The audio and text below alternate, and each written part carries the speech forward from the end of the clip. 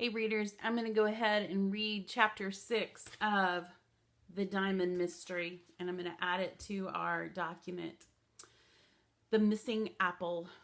Maya was now on the top floor, standing just outside Luke Smith's office. She took a deep breath and lifted her hand to knock. After finding a large knife on the second floor, she wondered what she might find on the third floor. Suddenly, the door opened and Maya was confronted by Luke Smith dressed in a tracksuit. Maya gasped. "Sorry to surprise you," Luke said kindly. "I always go for a jog before lunch." He gestured to his sneakers and smiled. Through his binoculars, Jerry could see Maya's surprised expression. Then he saw Luke Smith leave the building through the front door. Luke Smith ran a few short feet, then stopped by the building's drain pipe, kneeling down to tie his shoelaces. With a quick motion, he picked up something from the street, hopped up, and ran off toward the post office. He had a big smile on his face. So there's one picture. And there is the other picture, the other half of the page. I'm wondering what he picked up off the ground. That's a strange route for a jog, thought Jerry.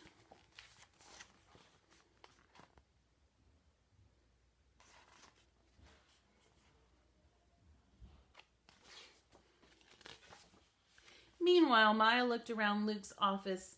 It had the same layout as Danny Braveheart's office below. There was one workbench and two windows facing the street, one of which was open. Luke's tools were spread out along the workbench, and some of his clothes hung on the coat rack against the wall. Maya walked to the open window and waved to Jerry in the church tower. Jerry waved back. Maya moved around the room slowly, looking for something without knowing exactly what she was looking for. She picked up the tools, twisting and turning them to see how they worked. She checked the drawers in the desk. They were all locked. "There's something missing," she thought. Then she realized the apple. Something told her that Luke's green apple was very important. She didn't know why. It was just a feeling she had. When she pictured Luke, she immediately saw the green apple right in front of her eyes. She looked everywhere but couldn't find the apple. He must have eaten it, she thought, and I know just how to find out. Maya raced over to the trash can to look for the apple core, but it was empty. Suddenly, Jerry saw Luke Smith leave the post office. He tucked a small key in his pocket and jogged back to the jewelry store. Oh no, Maya was still nosing around his office looking for clues.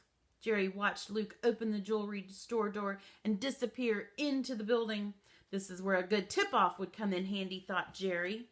He needed to warn Maya somehow.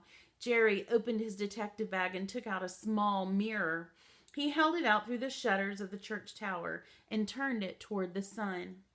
It caught a ray of sunshine and reflected straight into Luke Smith's workshop. Jerry directed the beam of light into Maya's face. At first, Maya was irritated and held her hands across her eyes.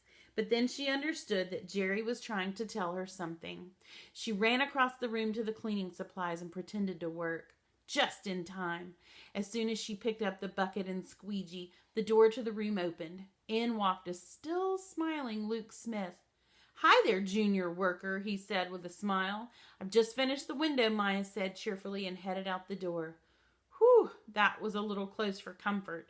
Jerry sighed over in the church tower. And there you can see a little line where he was putting the sunshine in her face. And that is the end of chapter 6.